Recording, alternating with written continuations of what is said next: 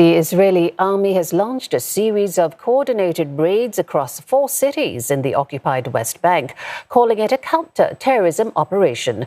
According to the Palestinian Red Crescent, at least 10 people were killed in one of Israel's largest incursions on the territory.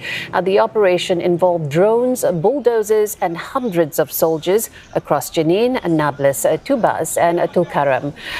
Israel says it killed 9 Palestinian militants in the ongoing raids.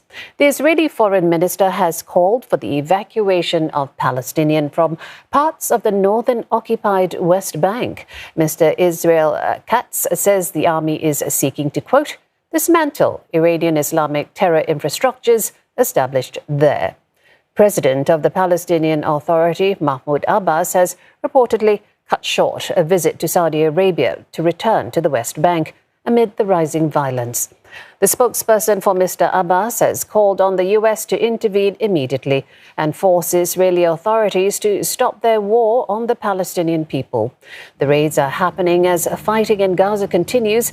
Negotiators from Israel, the U.S., Egypt and Qatar are reportedly meeting in Doha for what has been dubbed a technical and working-level talk on the ceasefire in Gaza.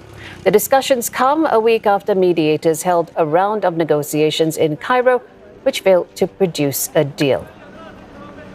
Well, let's get more from Sarah Coates. She's joining us live from Tel Aviv with the latest. Sarah, what is Israel aiming to achieve with this latest incursion into the West Bank?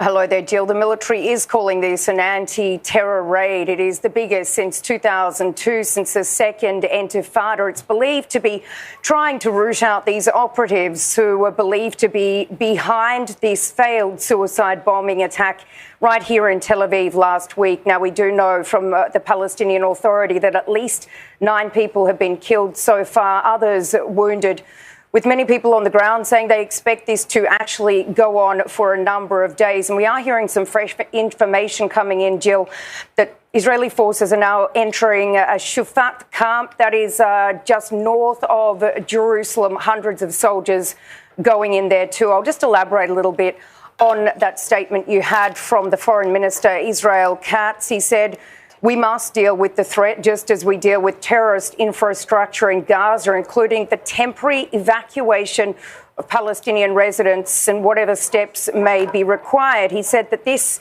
is a war in every respect and we must win it. But this is certainly very concerning, given that the United States has also expressed a lot of concern that the West Bank could actually become the third front in this war. Jill.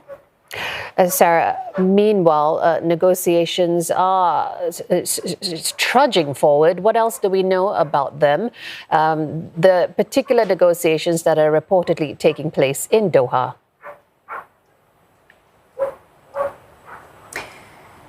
That's right. They are very low-level negotiations. We do understand that a team of Shin Bet and Mossad representatives from Israel are on hand. These negotiations are expected to continue throughout the week, but really the only optimism we're hearing from anybody here is from the United States. The White House spokesperson, John Kirby, he actually came out to say that talks are not breaking down. This is contrary to many media reports. But we do understand that, of course, this main sticking point that we've been speaking about now for months is the main hurdle in these negotiations.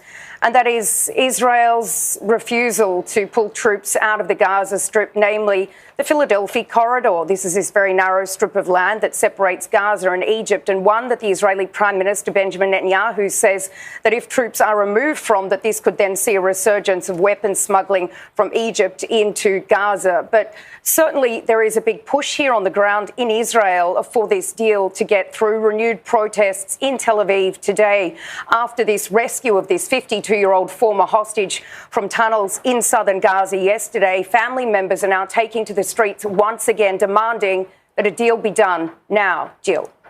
All right. Sarah, leave it there. Thank you very much. Sarah Coates reporting live from Tel Aviv.